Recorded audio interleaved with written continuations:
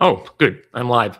Hi, I'm Dave March, the Spy Guy, and I'm coming to you on my third episode of this podcast. I've done other stuff beforehand, but I've just tried to formalizing it out so I'd have like a daily count and just do it that way. I might lose count sometimes, but who knows? Anyways, I just thought it would be more formalized that way. So I'm on the show. I just basically give my thoughts on the news of the day, and on Fridays and maybe this Saturday I'll be doing uh, a podcast with some of the other guys where we talk geopolitics and try to hopefully have a bit of a panel. But the guys have been scarce these days. The Warhound has come on pretty much, and we're seemingly having a good spot. And I've been thinking of bringing on trying to get some other names to come on that I know would come on a show such as this.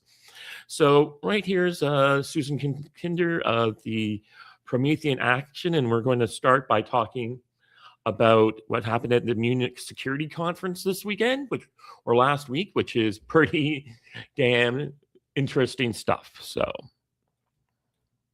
on Saturday, Secretary of State Marco Rubio blew the lid off of a 50-year-old conspiracy. He said that the destruction of the American economy was deliberate. Yeah, it was deliberate. Certainly that's true. I have watched this speech. I do recommend everyone else go ahead and watch it. It's very short. It's not like it's like 25 minutes long, but it's very important and just kind of tells you where the direction of America is going right now. Deindustrialization was not inevitable. It was a conscious policy choice, a decades-long economic undertaking that stripped our nations of their wealth, of their productive capacity, and of their independence. He's right. It wasn't an accident. It wasn't market forces. It was a plan written down 50 years ago, and today we're going to give you the receipts. Yeah, and it was totally I was in high school when I first heard about globalization, and my economic and or geopolitical talking guy, teacher was really giving us the heads up on stuff back then. The woman who would go on to be our valedictorian, she did a whole report on the IMF, and I was like, oh, this sounds interesting. And I'm like, and then she like rips into it, and I'm like, oh, okay, that doesn't sound good at all. Now, you've seen the reports about the U.S.-European face-off at Munich, how the globalists marched a lineup of failing European leaders and American has-beens and wannabes onto the stage to challenge President Trump. But even the pro-MAGA coverage of Marco Rubio's powerful speech missed the bombshell that the deindustrialization was deliberate. Right. Now, we didn't miss it because we were there in 1977 when the Council on Foreign Relations announced their plan to do it, when they called for, quote, the controlled disintegration of the world economy, unquote. I'm Susan Kokinda, and I was part of the team that exposed that report 50 years ago.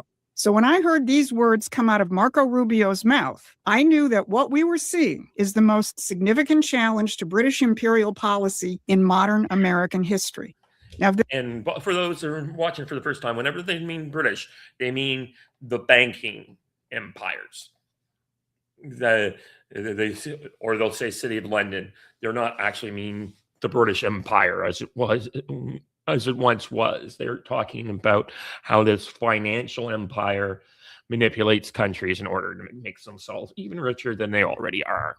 This is a fight you want to follow. Please hit those like, share, and subscribe buttons so we can stay in touch and we can expand our reach. I don't think they're going Here's what I'm going to cover today.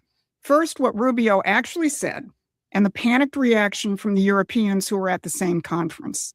Second, the 1977 CFR report that laid out the deliberate destruction of sovereign economies, precisely the destruction that Marco Rubio talked about.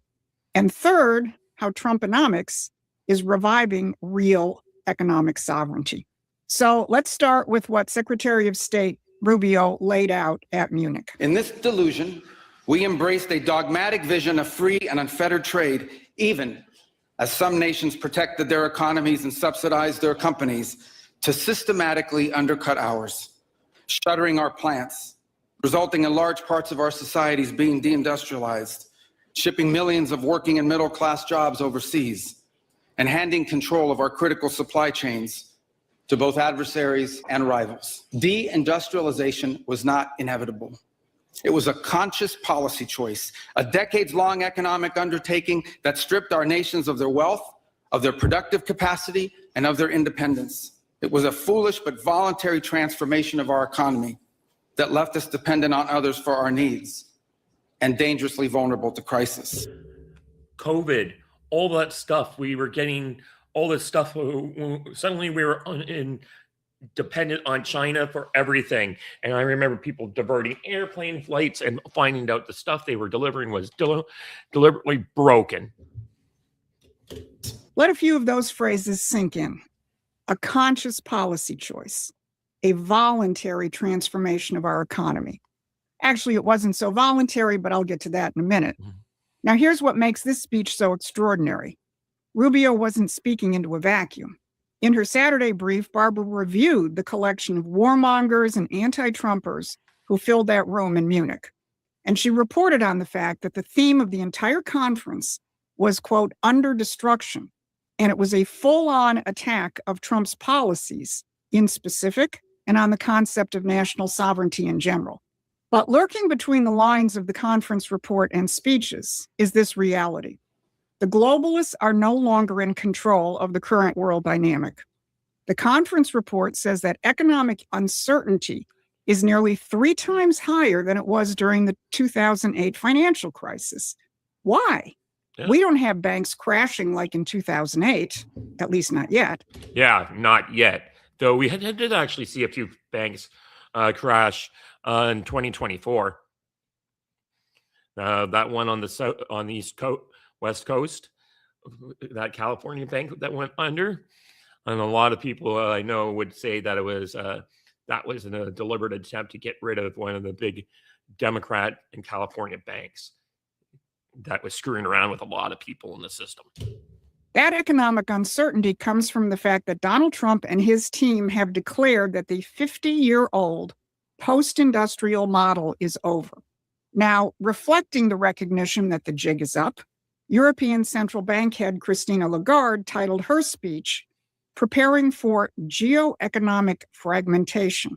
And in it, she warned that a more assertive industrial policy is causing a rise in geopolitical tension and more frequent financial market stress. Now, translated, that means we have to now live in a world that is being reshaped by an assertive American industrial policy, and we who represent the global financier elite are no longer controlling the table. Lagarde signaled that new reality when she warned about the fragility of the European financial system. She said, we must avoid a situation where that stress triggers fire sales of euro-denominated securities in global funding markets, which could hamper the transmission of our monetary policy. Yep. And the euro is on the way out, because the problem is with the Europeans is they never gave up they never consolidated the debt. They only consolidated some of the currencies. And without that, people still have to pay attention to what individual countries' debts are. And you can lead to situations like the Greek, when Greece had to be bailed out, and it went and collateralized damage that went through all the pigs. And by pigs, it was Portugal, Ireland, Greece, and Spain. Fire sales of euro-denominated securities.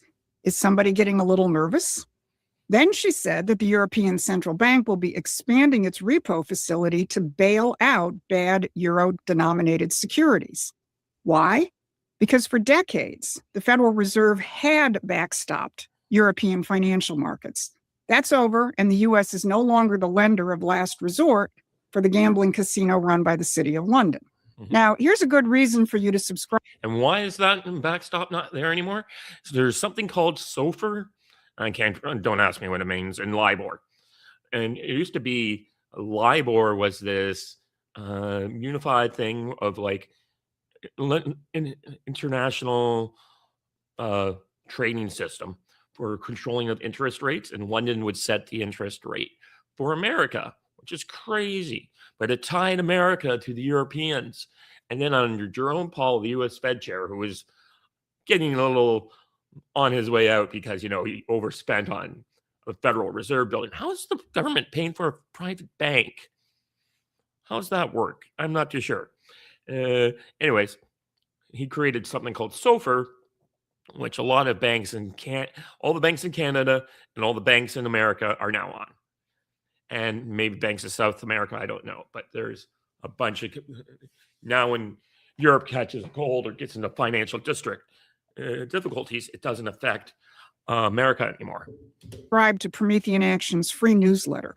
We've been documenting statements by Treasury Secretary Bessent and the new Fed chair nominee Kevin Warsh, where they've made clear that America's new economic priorities are the physical economy and household incomes, not saving the financial bacon of the international banks. So head on over to our website. The link is in the description. But the fragility of European financial markets is just part of the picture. The real story is that Europe is destroying itself physically. A few days before Munich, the Prime Minister of Belgium delivered a stark message to the European Industry Summit in Antwerp. Over the past 4 years, announced closures in the European chemical industry increased sixfold, representing a loss of almost 10% of the European chemical production capacity. In countries like ours, Germany, the Netherlands and France, the situation is simply dramatic. We are at the brink of an existential crisis. Now, where does that... And the reasons are well known. Yeah, you were idiots. Closing down all your nuclear power plants and replacing them with wind farms and solar panels in Europe, in Germany. What were you do? God, these people are stupid. And unfortunately, I feel very sorry for all the Europeans people, but you elected these idiots. That existential crisis that he references come from. Here's the killer punch. The decarbonization of Europe will become synonymous with its deindustrialization and eventually with its poverty and its irrelevance. There's that word again, deindustrialization. The Belgian Prime Minister is saying the same thing that Marco Rubio said at Munich and that Commerce Secretary Howard Lutnick said at Davos. The globalist system of free trade and green insanity is a failure, and it has gutted the industrial base of the nations that succumb to it. Now, Rubio called it a conscious policy choice. That's the polite version. In 1977, the Council on Foreign Relations spelled it out in much blunter terms. They called it controlled disintegration. And when you hear what they wrote, you'll understand that everything happening in Europe right now and what was happening in the United States was the intended outcome. Now, before we get into the 1977 report itself, let me give you a little historical refresher, especially for those of you who might be new to this channel.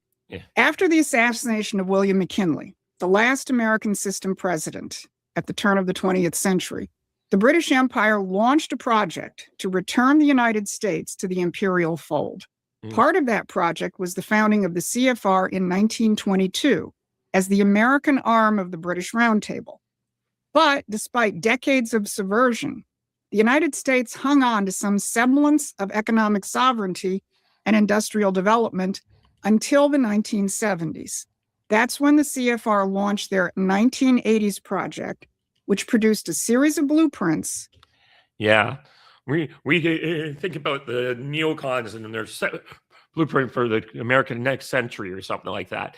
But there were people doing crazier stuff than that, and we're learning about them. For destroying modern industrial society. One of them was entitled Alternatives to Monetary Disorder, and it let it all hang out. Here's what it said. A degree of controlled disintegration in the world economy is a legitimate objective for the 1980s, and may be the most realistic one for a moderate international economic order. Let that sink in. Controlled disintegration, a legitimate objective to achieve their moderate international economic order. Now, when you hear the words moderate international economic order, translate that into the current terms of rules-based order and liberal free trade system. Stuff that America never believed in from the beginning of time. Which the Davos and the Munich crowd are trying to save. And the CFR knew exactly what tradition they were dismantling. They cited Alexander Hamilton by name. Here's how the CFR described the ideas which oppose their system. They were eloquently addressed by Hamilton in his Report on Manufactures of 1790, in which he expressed the opposition of American nationalists to their country's assuming the role of a raw materials exporter to Britain. Nationalists feared and opposed two aspects of this role: the tying of American economic development to the British economy and the growing dependence on Britain for goods vital to national defense. And now, instead of Britain, you're depending on China. China. Let that sink in. The British Empire has always known that its mortal enemy is the American system. And back in 1977, they called for the controlled disintegration of the world economy to stop it. Now, the mainstream will tell you this is a conspiracy theory, but here it is in black and white, and it's what you have been living through for the last 50 years. And that is what Secretary of State Rubio called out at Munich when he said deindustrialization was a conscious decision. It's why we lost manufacturing in our middle and our working class, and we hollowed out our economy and our society. Europe is still doing it, but the Trump administration has rejected those policies. And by the way, that's why most of us voted for him. So what do these new policies look like? You notice that she's kind of having these little glitches in the video. I wonder if she has it completed with AI and upscaled at the end of it. She certainly would have the money for that. Just kind of something I've been fooling around with is AI, and yeah, upscaling can make things very interesting. In practice, has President Trump just cobbled together a series of ad hoc policies to try to staunch the economic bleeding? Or do we actually have an administration which knows what the real fight is? Well, look at Trade Ambassador Greer's speech at Davos, entitled "The Hamiltonian Economic System That Too Many Have Forgotten." This is the first time since the CFR declared war on the Hamiltonian system that a high-ranking administration official has defended it. Treasury Secretary Scott Bessent summarized administration policy with this statement: "Economic security is national security. A country does not have sovereignty if we don't have control of our critical minerals, our steel production, and our industrial base." In other words, the end of controlled disintegration. And everything this administration is doing, from tariffs to government support for critical sectors of the economy to bringing $17 trillion in investment into the United States, is the American system in action. Now, here is a remarkable example of how this works. Yesterday, Energy Secretary Chris Wright spoke at a press conference with officials from Valar Atomics. One of President Trump's boldest proclamations. This is freaking cool, by the way. Was that this is America. We can build things, we can innovate, we can do things in this country. And in fact, he set out a very bold goal. This is just 12 months ago. He said by the 250th anniversary of our Declaration of Independence, meaning July 4 of this year, we're going to have multiple nuclear reactors critical. People thought that was crazy. 15 months away. We've built 2 reactors in 40 or 50 years, yet we're going to have 3 reactors critical by July 4. Today is history. A multi-megawatt next generation nuclear power plant is loaded in the C-17 behind us. Holy We're going to crap. fly it to Utah today, and it will be critical, running all of its nuclear systems by July 4 of this year. This is amazing. That's insane. That's so freaking cool. Okay, like in just 15 months, you're going to have 3 or 4 nuclear reactors up and running. God. And you can fit it on a C-17. What they've done in a short few months. This is the American system, the partnership of the federal government and private industry to get the job done. And it's not just industry. This administration is going directly after the financial oligarchy, which profited from 50 years of controlled disintegration. This week, White House advisor Peter Navarro went on national television and called Jamie Dimon, the CEO of the biggest bank, JP Morgan in America, an SOB. Jamie, I'm talking to you right now. Yeah. You, SOB, are the biggest beneficiary of interest rates on credit cards that are up to 30%. You, Jamie, the company you own is the biggest beneficiary. So you come out and act like, oh, you're acting in the public interest, and people don't look behind the hood. That guy is a usurious thief that's hurting the American people. God, it could be said by my friend Owen. It's like, you're a serious thief that's hurting the American people. Like, if we do these things, 80% of people couldn't have credit cards. Good. 80% of people don't need credit cards. He should shut up until those things come down. We don't need his advice. Now, what's the issue? The Trump administration is demanding the banks lower interest rates on credit cards from the 20 to 30% range where they are down to 10%. Jamie Dimon's response, it would be an economic disaster. Did you catch that? He's admitting the entire consumer credit system depends on gouging you. Yep. That's the financial model that the CFR's controlled disintegration was designed to protect. And now the White House is telling them it's over. Trump isn't just talking about reversing deindustrialization. He's doing it on every front: trade policy, industrial policy, massive flows of investment into critical sectors, both public and private. This is the most comprehensive challenge to the post-1977 controlled disintegration in modern American history. And Marco Rubio's speech at Munich made that clear. This administration knows that deindustrialization was a conscious policy, and now we are embarked on the opposite: reindustrialization, and with it, a society that actually works. The Munich conference was not just a confrontation between the Americans and the Europeans. It was a confrontation between two systems: the imperial system of deliberate controlled disintegration, laid out in 1977, and the American system of economic development. Europe is still clinging to the former, although there's some pushback from countries like Belgium. The Trump administration has consciously chosen the American system and is inviting other nations to join in this rebirth of the fundamental values of Western civilization. This is working. The American system is being restored. But the architects of controlled disintegration aren't going to give up. They're banking on the midterm elections less than 9 months away to stop it. Yeah. That's why what we do at Promethean Action matters. We make sure that Americans understand the real terms of this fight, not left versus right, but sovereignty versus empire. And if you want to be part of that fight, go.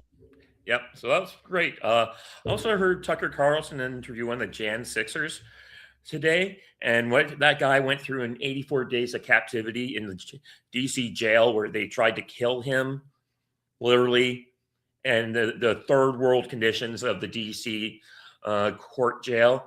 And I have friends who are Americans. They say, "Oh, why don't you come down here to America? It's terrible. Canada's so bad." I'm like, we don't have third world conditions in our prisons. Okay. God forbid you get arrested in the States. Okay, well, we'll get on to the next part of the show, where I was going to talk about Jay Dyer being on Redacted, and that is share screen. Yeah, so we'll get through their little rumble thing here. Bring on Jay Dyer on Redacted to talk about Epstein, because I've been covering Epstein all last week and recently. I thought it would be good to give my thoughts on this stuff too. This is some of the more darker kind of content that is out there. What are we seeing here? How do we know? What are we looking at? So Jay Dyer, welcome back to Redacted. Thank you so much for joining us. You wrote this on X the other day, and I thought we would have you explain it. You said, "This is real. It puts the famous Rothschilds mask ball photos in a new light. This has been going on for a long time." So I'm just going to hand you the floor and explain to us what the hell. Yeah, thank you. Glad to be back with you guys. Yeah, I wrote a really in-depth analysis of Eyes Wide Shut, kind of a academic style essay maybe in 2011, and I got quite a bit of attention from it because people started noticing, hey, you know, this aspect of the ritual, this aspect of the tie into Hollywood, there's actually history behind a lot of this. And Kubrick, as a, somewhat of a counter establishment figure, was putting a lot of messages into his films. And so I was studying film at a graduate level as well, in terms of propaganda at the same time. So the deeper I dove into this, I started realizing that in the academic literature, which, most people don't actually read, not that they would, I mean, it's just for a bunch of nerds. They started coming out with books 10, 15 years ago about the relationship of the CIA to Hollywood at an academic. Yeah, that's true. The CIA at the academic level and at the lower levels too. There's great books out there you can read on that kind of stuff.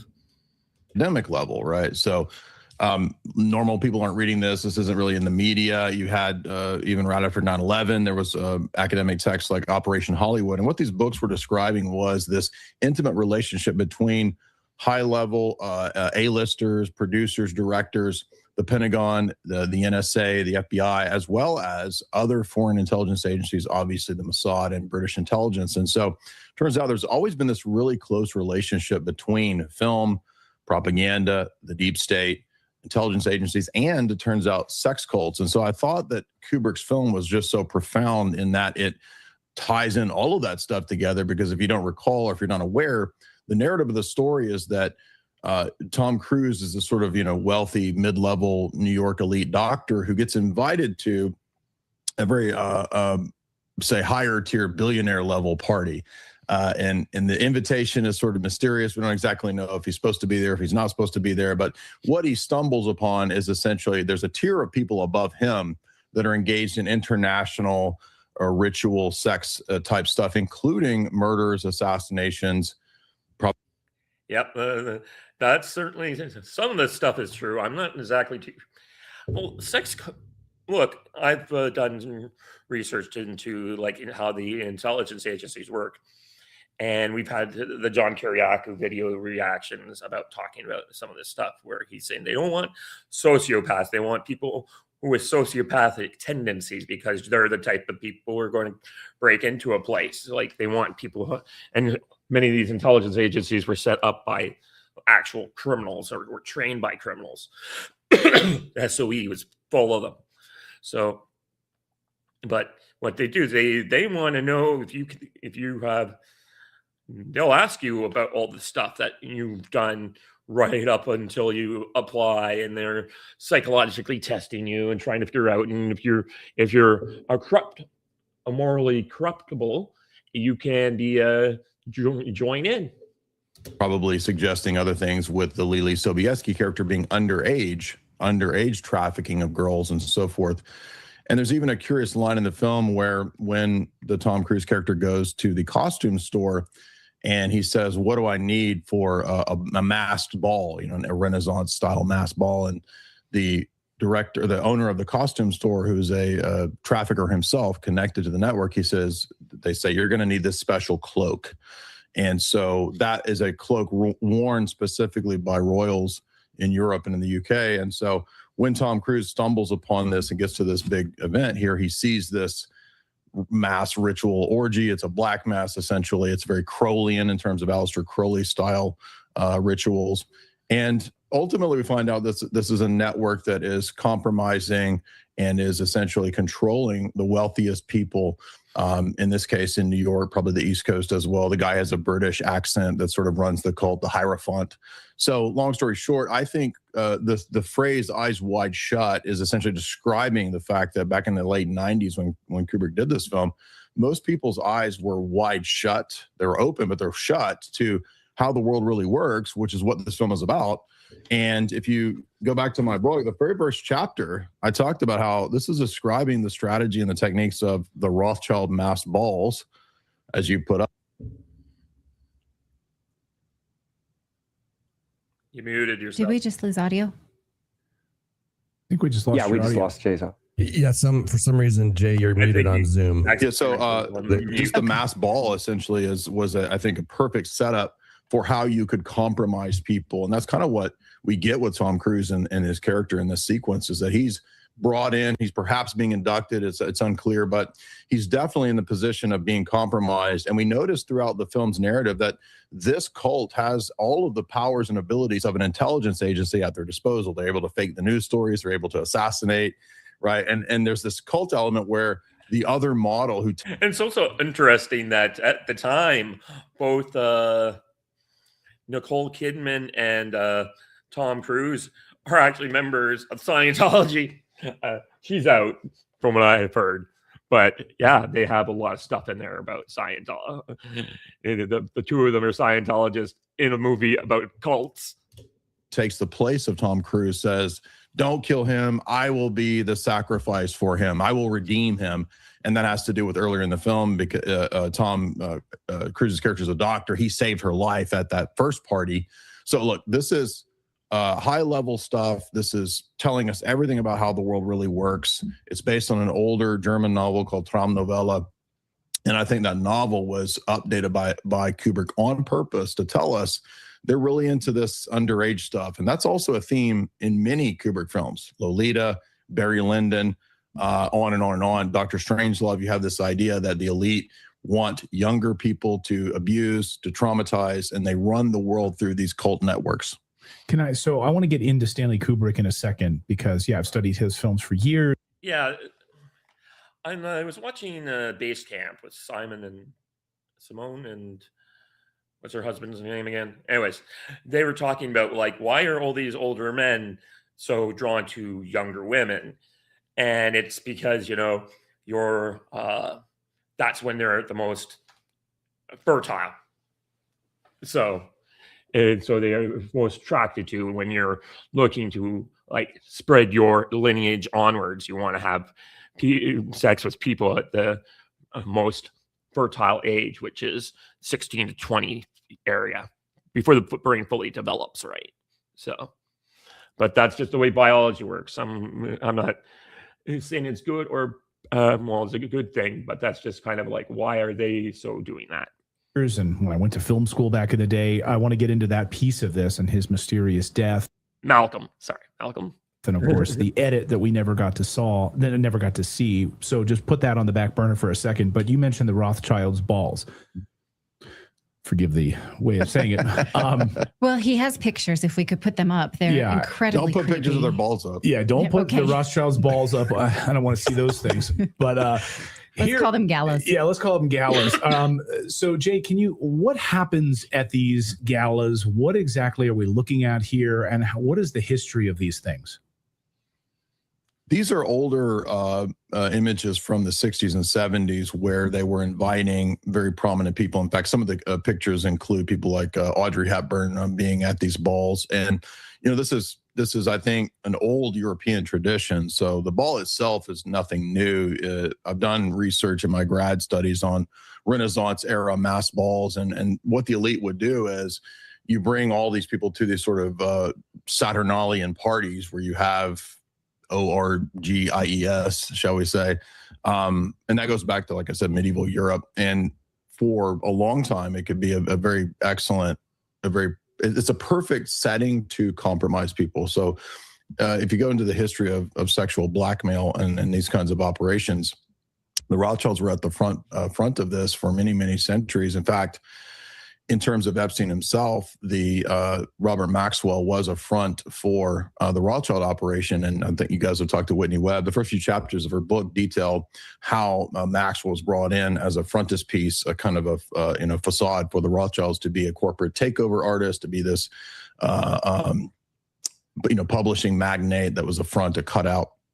And that was all at the behest of both British intelligence and Israel as well at the same time. So the Rothschilds seem to really be perfect at this. It's a science that they perfected. In fact, there's some information and indications. People have written some books theorizing that if you go back to the Cambridge spy ring and the famous story of the Soviets that defected, many of whom were, by the way, homosexual. The reason that matters is because they were very close to Lord Victor Rothschild, who many people suspect was the key a person behind that Cambridge spy ring, because he was playing both sides, both British intelligence and playing. Interesting idea. I didn't really think about that. I had never heard about the Rothschilds being involved in that. I'm really only learning about them recently from new information. Like, I always just thought that was a conspiracy theory. I thought it was like, they were a banking empire back in the day, but, intergenerational wealth doesn't usually last more than 3 generations. So I just assumed they got bought up by someone else. I didn't realize they were still around. And people who talk about them are always like, this is anti-Semitism and that. And it's like, no, it's just they're rich, powerful bankers. And there are plenty of waspy bankers too. Right? Playing the side of the Soviets. And there was that famous email that came out from Epstein a few days ago explaining that, well, the reason that Maxwell was assassinated was because he tried to extort the Mossad, whom he worked for, appointing himself as an attaché for Israel to the Soviets. And the KGB actually had translations that my friend did where they were, during the Cold War, they had the exact same assessment of Maxwell. He's playing both sides. He's trying to feed us secrets as he's trying to extort the Mossad. And that was supposedly, according to Epstein, the reason why they took him out. Now, the reason I say all that is that, again, this is, as Epstein himself says, and a Rothschild operation. He is a he says, Epstein says this in his emails and or his notes or whatever is in the files, right? So I'm just like, to me, I just thought it was just intelligence agencies for the longest time. Now I'm finding out it's like a whole interconnected system of compromising people, of compromisable people. I don't think they necessarily do compromise each other for the purposes of blackmail like Whitney Webb things. It's more you just want morally ambiguous people and they get recruited into the networks because they're these people with these sociopathic tendencies are the types who will engage in crazy stuff. Agent and attaché, a legate of the Rothschilds. Many emails confirm this, including business deals beyond just being a legate. And again, that's because they have this long-time legate. That's a nice Roman term. I've heard someone talking about what he calls the Praetorians and how maybe the Roman Empire may not have ever died, but they just might have fled to England or other places. And that what we're seeing right now with all this stuff is just the latest generation of Roman imperialism and possibly earlier imperialism. Connection, not just to intelligence and to apparently cults as well as the history of the nation state of Israel going all the way back to the 1860s, according to Moses Hess. It's also because they're an elite, powerful European banking dynasty. And intelligence really comes out of banking. This is something a lot of people understand. They think, oh, it's James Bond, it's assassinating people, it's this, that.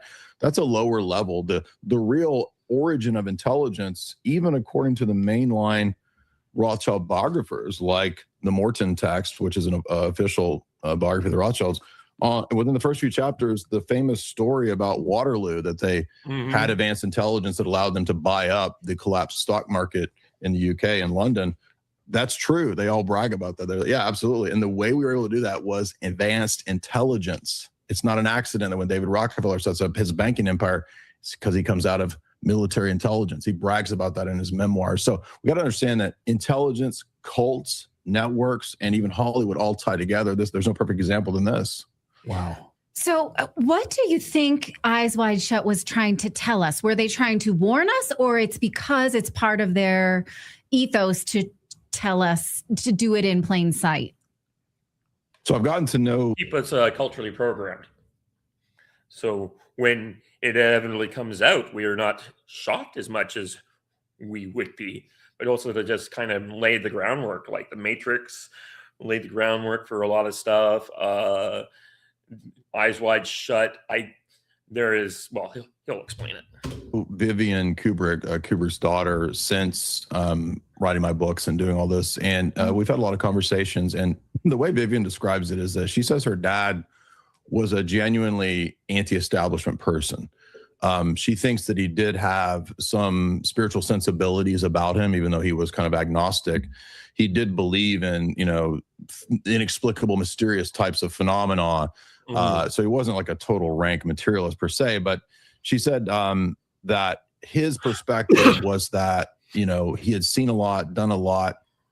When he was younger, he was a little more naive when it came to Spartacus and films where he was perhaps more so on the socialist communist side. And after many years, as he got, more mature and older, the themes in his films, I think, really are accurate. So I don't think Kubrick was intentionally part of a conspiracy or trying to cover things up. I think he really was saying, look, here's what's really going on. People don't understand it. I don't know any other way to convey it other than the art form that I've chosen, this medium. But I would say in terms of the film itself, again, it's almost like the film is a ritual itself. It's kind of an initiation process because the character Bill Harford is, totally eyes wide shut at the beginning. He doesn't know how the world really works. He thinks he's at the elite top of, the power structure. He's a very successful, wealthy, multi-million-dollar doctor in New York. And then he meets this whole other class of people who live a totally different, untouchable, free from any legalities, doing whatever they want, do what thou wilt worldview. And he's totally mystified. He has no idea it just totally destroys his world. And one of the themes throughout the film is Freudian, sexual, psychoanalysis type stuff. I won't go too deep into that, but the point of that is that just like he's struggling with his own sexuality in his marriage, he realizes that the elite, they use sexuality as a currency to control the masses. So I think that those are the key elements of what Eyes Wide Shut is trying to tell us, is that we're actually ruled by elites who have no morals, no moral compass whatsoever. They're absolutely satanic. And even though the film doesn't explicitly mention, Satanism or Crowley, the very ominous sort of reversal music that's played is actually something that Aleister Crowley was into, which was taking music or taking speech and reversing it to teach people the principle of what he called inversion, or taking good things and proper things and then inverting them to their opposite. A lot of people who have a satanic worldview or a very dark hermetic worldview, they think that you can actually gain power by doing that. And perhaps if the film is portraying this ritual perspective, that would explain a lot, especially if you think about the Epstein-Bannon interview, which we just live streamed on my channel yesterday or a couple of days ago. Epstein basically seems like he's into, Kabbalism and into the occult. So I think there is an overlap there. So a couple of things here on... maybe I'll have to sit down and get into some Aleister Crowley stuff. Kubrick co-wrote, if I remember correctly, he co-wrote the movie Eyes Wide Shut, and it's based on like a 1920s, right? 1920s novella. Yeah, Traum novella. Yeah, like a German novella at the time. So it's clear like this has been happening for many decades, right? So this wasn't like a new idea. He's centuries, thousands of years, maybe.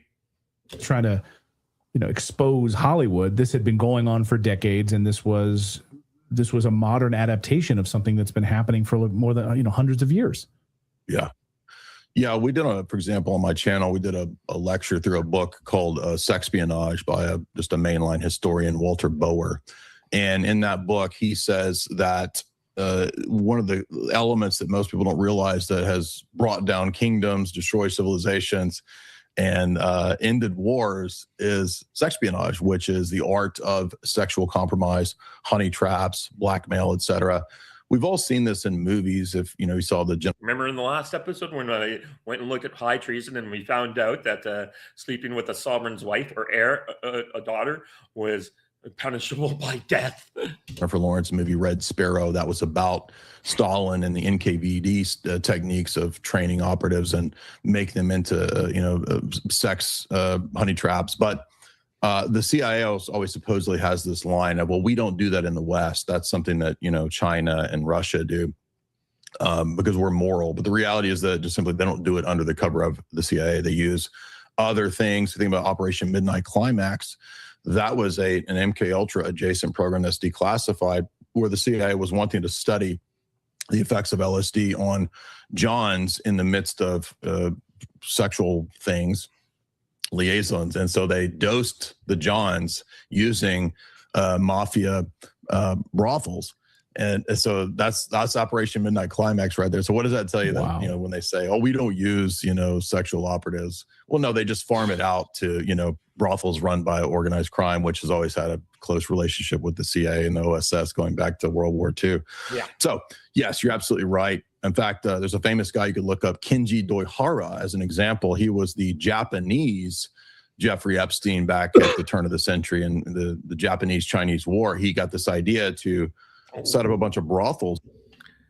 Yeah, that reminds me a lot of what's his name? He was a real player in the intelligence field, and he had a lot of his wives. Not Philby. Oh God, going to kill me when I say it. King of the Ace Riley,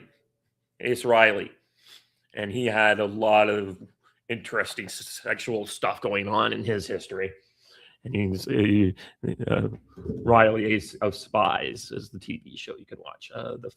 The first season is pretty good. The second season starts delving into the Soviet Union history in China, Russia, and put the prostitutes strategically in the locations near where the Chinese generals lived, and he was able to defeat China through opium and prostitution networks, and the prostitutes were all spies.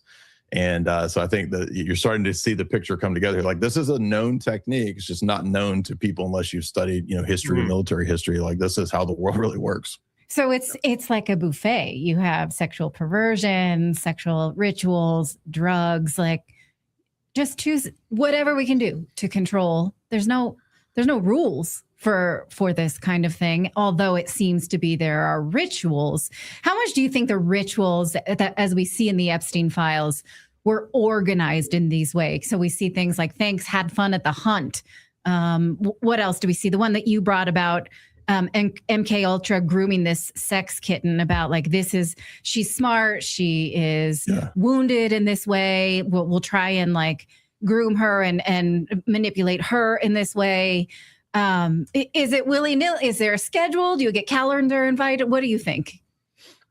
Great question. Some of that domain is still a little ambiguous and unknown. However, I've got several books from MK Ultra doctors themselves up there on my shelf. I can get them if I need to. For example, John C. Lilly's book, Programming and Metaprogramming in the Human Biocomputer. That's all about LSD in human programming and MK Ultra operations. So Jose Delgado has a book up there, Physical Control of the Mind. So these are all real MK Ultra adjacent doctors who were studying these things. And if you think about Alfred Kinsey, his research was funded by the Rockefeller Foundation to study underage sexuality. He's the one that, of course, was a notorious PDF with those disgusting experiments that he did on kids. And he's the one that promoted the idea that everybody is on a spectrum gay. So we're all Skittles, we're all rainbow. According to Kinsey, he was a big promoter of, the 60s countercultural sexual revolution type ideology. So when you think about at an academic level, you've got these so-called academics and scientists and sociologists studying this sexuality and then promoting these ideas that become, sort of toxic culture. I think you're spot on when we consider the possibility that the deepest that we can go into the public information on MK Ultra does include fracturing personalities. It does include attempts, at least, at using LSD, according to Lilly, even on young children to program various alters in them in experiments. He explicitly says that at the end of the book. So I would suspect with that email, it looks like a person who was spotting or recruiting for Jeffrey Epstein, looking for people who had, according to him, sexual trauma, which would make them more susceptible to being developed or being, programmed, so to speak, into being some sort of operative. It even gets into weird sort of, I don't believe it. Yeah, like interesting, all these techniques that are being used and discussed it.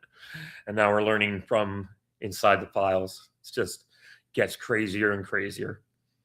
And X-Men stuff, literally, but it's like that where it's the person can develop abilities or techniques, and we don't know what that stage 3 means, but it does sound like the type of process that you read in some of these MK Ultra doctors in terms of traumatizing and programming people to be operatives. And we see like heads of state, queens, kings, billionaires, they're offering their daughters to Jeffrey and saying, hey, take her, program her. Hey, my son, he's 15. How do I program him to, interact with women? Like, could you give me advice on parenting? Like, just insane. Yeah. Like, who would ask Jeffrey Epstein for parenting advice? Well, apparently the children of the royals and the elites throughout the world do.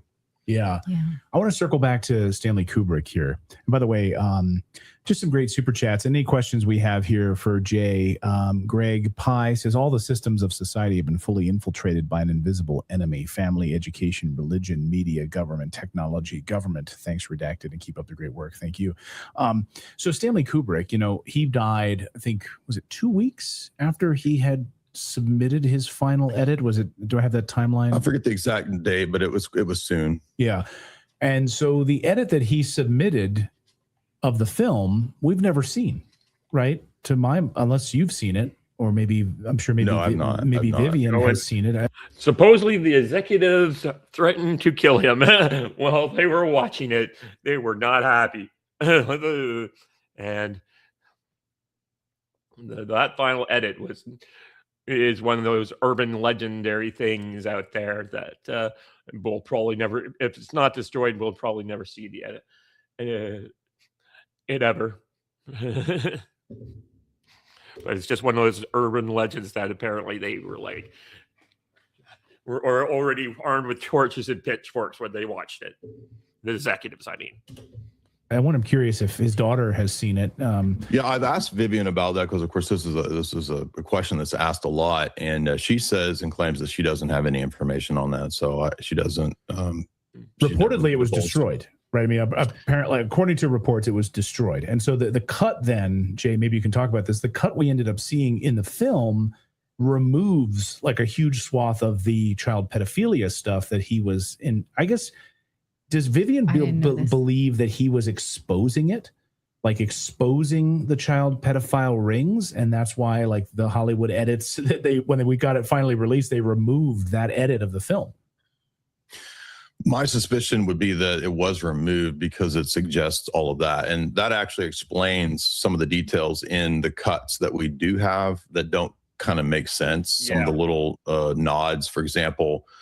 Clearly, that's what's going on with the Over the Rainbow, costume store, because the guy that runs the costume store, sends Lily Sobieski out, who's intentionally underage. She's supposed to be around 14 or so, and then she's coming out flirting with Tom Cruise when he's trying to buy this cloak, and then she says, "You're going to need an ermine cloak," or something like that, and you can't even hear the line because she whispers it unless you have the subtitles on. But that's suggesting that he needs a cloak that European royals and nobility wore. But it's also suggestive that she's been there already. She's been to these parties. So this guy is connected to the parties, and he's a kind of networking fixer. If you remember, when Tom Cruise gets there, he walks in and he sees these two Japanese businessmen that are all dressed up like women, and they're partying with Lily Sobieski, who's, underage, running around in her underwear. So those details, which are kind of odd and they don't really come up elsewhere in the film, make a lot more sense if the cut of the film was suggesting what you're saying. Now, sometimes I see, the algorithm serves me things about Illuminati type symbolism in, say, a Taylor Swift concert or a Beyonce concert. My sister went to a Beyonce concert and left absolutely convinced that that was all Illuminati symbolism. And what, these theories say is that they have to show us what they're doing, that's a part of it. And so you can never tell if something is a warning or a part of this. What do you think of that? And not just this film, but other. Yeah, it does seemingly, maybe it's some sort of power they derive from it as part of their letting us know what's really going on through the movies and the preparation. Maybe that is part of their belief in their ritual magic, perhaps, that we're getting that kind of, they have to show us so we understand, kind of get it, the subtlety. And that's why things are the way they are. They're just trying to they get a power or pleasure out of that. Pop cultural consumptive products. Yeah, great question. I mean, there's probably all the above, because we have a lot of history of evidence and declassified documents, for example, about a lot of A-list actors being spies. You go back to the World War II era, and we had people that were suspected of being spies, like Marlene Dietrich, who people thought she was a Nazi spy, but she actually worked for or wanted to work for the OSS. We have Jimmy Stewart was an informant for the FBI, for example. We have Cary Grant was informing on Errol Flynn for the OSS. Yeah. We have a lot of famous people like Julia Child, who were spies for the OSS, and then onwards up into today, where you've got people like.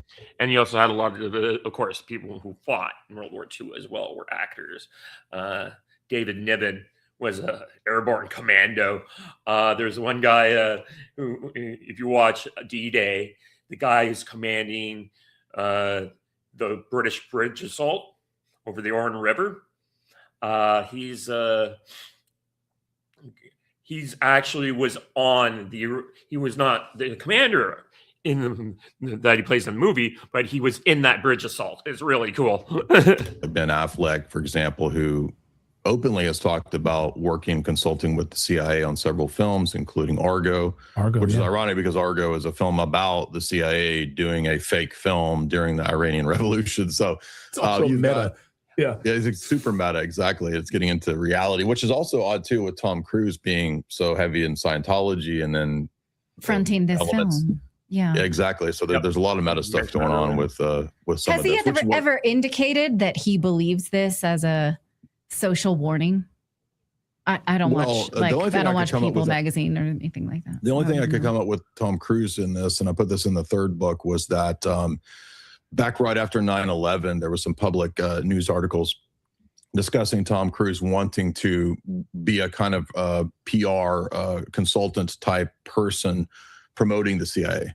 So I don't know if Tom Cruise is in the CIA or anything like that. The only thing I found is that there were articles right after 9/11 saying Tom wanted to do CIA promotional type stuff. And we've actually seen, if you go watch the clips on YouTube, there's Jennifer Garner has CIA promotionals that she did as a PR operative working for the CIA as well, because she was on the show Alias with J.J. Abrams, who Abrams says the CIA consulted on Alias. So a lot of consultation. Hey, they want to put out a positive spin on everything, right? And this, a lot of propaganda has gone on in films that people just don't know about. But Wag the Dog, by the way, is a film that's actually about the CIA producing films. Anyway, long story short, I think probably all the above. You've got a lot of blockbusters tend to be heavy with the propaganda because they know so many people are going to be watching those. But there's a lot of art house films, a lot of independent films where the directors really do have a desire, I think, to expose truth and get the truth out there. I've done interviews with Sean Stone. I think several Oliver Stone films had the intention to expose things and get the information out as far as Oliver Stone knew at that time, with JFK or with, the Snowden films. So I think it's all the above. Yeah. Chili Pepper in our chat says, Jay, do you believe in the protocols of Zion? That's a good question because that document... Protocols of the Elders of Zion. I've always liked the story. I heard this rabbis walking down, meeting one of his parishioners, like whatever they call them in Judaism. And he sees the farmer reading a copy of the Protocols of the Elders of Zion. And he says, "What are you reading that junk garbage for?" And the guy said, "I wanted to know how powerful I am." Pops up in Russia, and you have a Russian monk named Sergei Nilus who discovers it, and we don't know the provenance of it or where it came from, and it describes a pattern of how... We're pretty sure it was created by the Ukraine, which were the Tsar's secret police. That's where it almost seems likely that's where it came from, the Tsar's secret service. To subvert governments, how to sort of infiltrate, take them over, deracinate the people, and eventually sort of erect a world government around Zion. Earlier documents prior to that, like Adam Weishaupt's real documents and plans, he was the founder of the Bavarian Order of the Illuminati. His documents describe similar types of plans of erecting a sort of a world socialist Jacobin style revolutionary communist government. those ideologies of Weishaupt, for example, played a heavy role in influencing the French revolutionaries who did want, especially the Jacobins. They were the left wing of the right wing dialectic in the French Revolution. They wanted a full-on communist, atheist, socialist world order. And what you see in the protocols is something very similar. Like making cathedrals into temples of knowledge, rewriting the entire work week into a 5-day thing. What was the other thing? They redid the calendar. When they killed the terror, they're like, yep, we're the guys running the Jacobin terror. They they're called the Thermidoric reaction because that was part of the revolutionary calendar. So whether or not that document is 100% accurate or authentic, it does express a real historic plan for a socialist world order. And whether that one's true or not, like you already have documents like Moses Hess's book from Rome and Jerusalem, where he says, we're going to, set up a kind of a socialist order. The Rothschilds are behind it. They are supporting what we want to do. And we're going to start buying up the land in the Middle East. And that was in the 1860s when he says that in his book. So I would say there's a real plan for a socialist order. You talk about playing the long game. Well, yeah, I know. And planning and programming. I mean, Fabian Society, go look into those people. I can't remember which video I was watching on the Fabians, but there was one that really went into it. And it's like half of the British Labour Party's members of the Fabian Society, and including the Prime Minister. And it's their literal image of their organization is a wolf in sheep's clothing, and they have been playing a very long game. You mentioned something at the very beginning I wanted to kind of circle back on, which is like this predictive programming, and they're sort of setting us up. Many people in our chat room are saying like this is all like they lay the groundwork for us through Hollywood, right, in books. And we saw that, of course, with Close Encounters of the Third Kind. Steven Spielberg reportedly saw one of the famous film actually from the United States military where a craft did land.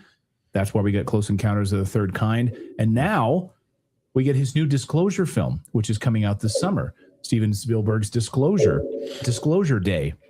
And as we're moving towards disclosure, I'm hearing reports from different sources that President Trump's team has already written like a UFO disclosure speech that the president is prepared to give. So it's like all coming out now. We're getting, congressional hearings and testimony and documentaries. And now Steven Spielberg is about to launch his big film. It just smells weird to me. It's like he's in on it. We know. Yeah, I'm not too sure this Disclosure movie is what people think it is. I've only seen the one trailer, and it seemed more like psychic or superpowers than aliens. So that was kind of what my impression of it, and I did review it when it came out on the channel. So you can go look for that way back in the day. Anyway, I don't want to put words in your mouth, but what do you think about the predictive programming? They're about to have a big disclosure moment in the U.S., and Steven Spielberg is helping with it. Yeah, there's a whole section in the first book, Ozark Hollywood 1, where I covered the role of Spielberg, I think, in predictive programming and propaganda. He's definitely a longtime propagandist at a very high level when it comes to, stuff, especially back during the Reagan era. Reagan actually appropriated quite a bit of money and focus on, in the 1980s, getting Hollywood to produce very pro-military, pro-USA propaganda. Not just for the Cold War and the collapse of the Soviets, but the reinvigorating of the American imperium, which we later see in the 90s. That's the PNAC document ends up being the same ideology of the neoconservatives to have the rebuilt American empire. So, you saw in the 80s a lot of movies like Top Gun. Again, Tom Cruise is there. Top Gun is a huge military promo film. In fact, it was very successful in getting a lot of people to go into the military, including my dad. My dad thought Top Gun made him want to go into the Navy. So it worked. And there was other films that came out, Navy SEALs and others at that time. So predictive programming has that one level, which is just pure propaganda, but you've also got things like subliminals. That's people have been studying that since the 60s and 70s. That does exist to a degree, in advertising and film. You've got the element of perhaps an occult connection, where some directors explicitly believe that their films are ritual workings. I think if you look at people like Darren Aronofsky, he's an open Kabbalist. A lot of his films have a very sort of dark Kabbalistic vibe to them. You've got directors like Robert Eggers, one of the top directors out there now. He's openly interested in Satanism and the occult. He talks about reading grimoires and whatnot, and requiring the actors to read grimoires to understand how to sort of instantiate that sort of dark ethos in their acting. The Stanislavski method, that kind of stuff. So there's a lot of layers to predictive programming, but another element I think is, in terms of psychological warfare, one thing that has been studied is that fiction has the ability to sort of prepare you, condition you, and maybe even anesthetize you to the things when they really happen. So you have these dystopian films for many years that talk about things to come, and then lo and behold, they come about, right? Philip K. Dick's stories have been very well noted for that tendency. Isaac Asimov Foundation, you've got texts from the 60s and 70s that predicted the internet, Silicon Valley, tracking, tracing, all these dystopian texts. But are they also conditioning? I would say on the part of Hollywood, there's a lot of conditioning that they want to, get the public to accept the stuff when it comes out. And probably I would say with the alien mythos, and in my opinion, the aliens are more demonic. It's a demonic phenomenon. I'm not too sure about that. I know Tucker has that one. Jay has that one. No, definitely. I think what's happening is that we are now getting to the point where we can actually figure out through general theory, the math is coming out that we can theoretically create the force fields that are operating clearly around these craft and are allowing them to do all the distortions that we are seeing, right?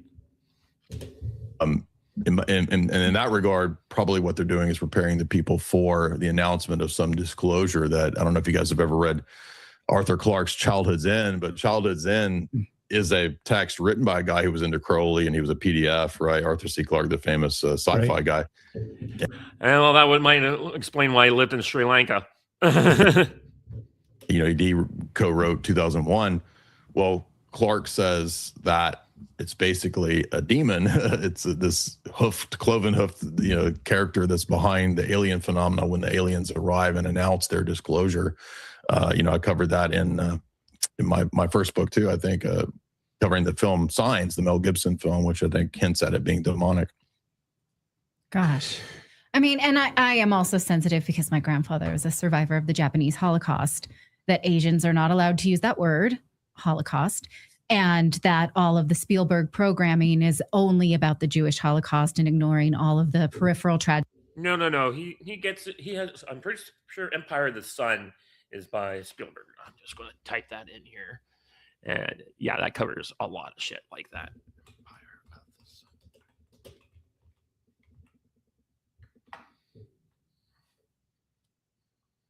Okay. Empire of the Sun, Steven Spielberg. So maybe someone should tell her that. Tragedies that happened at the exact same time in greater numbers, in fact. And so that seems to me very purposeful, that we are programmed to think of only one group's suffering. So when you tell me that Spielberg is part of a CIA co-op, that makes a lot of sense to me. I guess, I was talking to my mother about this the other day. My mother, she likes to read books that Costco put out, so she likes Michelle Obama and Meghan Markle because of Harry. She's just basically, she's programmed by this various, and I'm like, you have to be really careful, Mom, about celebrity worship because you don't know what's behind it. And she was very, after the Epstein files, amenable to this message, where she hasn't been before, where she's like, don't talk bad about Meghan Markle, which is a hobby of mine. And so, I think that hobby of a lot of people. It's helpful that we can see it now. It's important to know it. There's a great comment here. They're supposed to show us what they're doing because it's the sin to ignore it. And I love that framing of it. So, we're here now. We can talk about this in polite society. I think that that's progress. Absolutely. Yeah. This was something that was absolutely taboo. I read my first text on this subject in 2004. I went and dug this out of my library, and it's a now out of print book, but it's written by a Catholic journalist. and it's called Lucifer's Lodge, and it's the history of SRA in the Catholic Church up to 2004. Yeah. That was my introduction to this, and I was kind of, shocked, obviously, at the time, because I was in my 20s and had no idea that the world was this dark. But you start to realize it's not just one institution, right? It's not just Rome or the Vatican that seems to be tied into these things. You start reading about the history of British intelligence when I was doing my grad work on Ian Fleming. And, well, Ian Fleming, turns out he's writing into his stories, real things that he saw as a high-level British intelligence operative. He's putting it into films that they're actually involved in international crime, trafficking, blackmail, all of this. So James Bond is actually more of a villain than he is, the hero, if you get into the real history of this stuff. And when I think about, for example, Epstein, right, like he doesn't seem to be. What do I say about intelligence agencies? They're all criminal conspiracies in someone else's country. He's not a top of the pyramid kind of guy. He's more like a mid-level fixer, crime consultant kind of guy. He's like, let me help you figure out how to do more crimes. Yeah. And then I'm an expert at crime. And then I think about, well, if you remember Inspector, and this is just one example, and obviously that film included some propaganda, but the recent James Bond with Daniel Craig and Christoph Waltz, Spectre, who's Waltz is playing Blofeld. There's this great scene where Bond is infiltrating one of their international meetings, and I think it's happening in Rome or something, which made me think of the Club of Rome and that whole document with Maurice Strong and the Rockefellers. But he gets in there and they're having this giant, elite tabletop meeting, and the criminals are all they're all like, "Sir, we have had an upwards tick in $40 billion money laundered this year. Yes, I would like to add that we've had 30,000 more cases of human trafficking, up from last year, 30%. So they're like listing all their crime stats as like how profitable they've been. Yeah. And I'm like, this is literally the Epstein, the emails are literally like Spectre. Yeah. Right. Yeah. Yeah. Yeah. And they're putting it all out there. Like, oh. By the way, I think Spectre is the worst James Bond movie ever made. But there's interesting things like that in it. Well, how do we skirt laws? How do we go around the United States legal system in order to carry this out for human cloning? It's like you're literally reading like an Ian Fleming novel. Exactly. It's crazy. I know. Truth is stranger than fiction.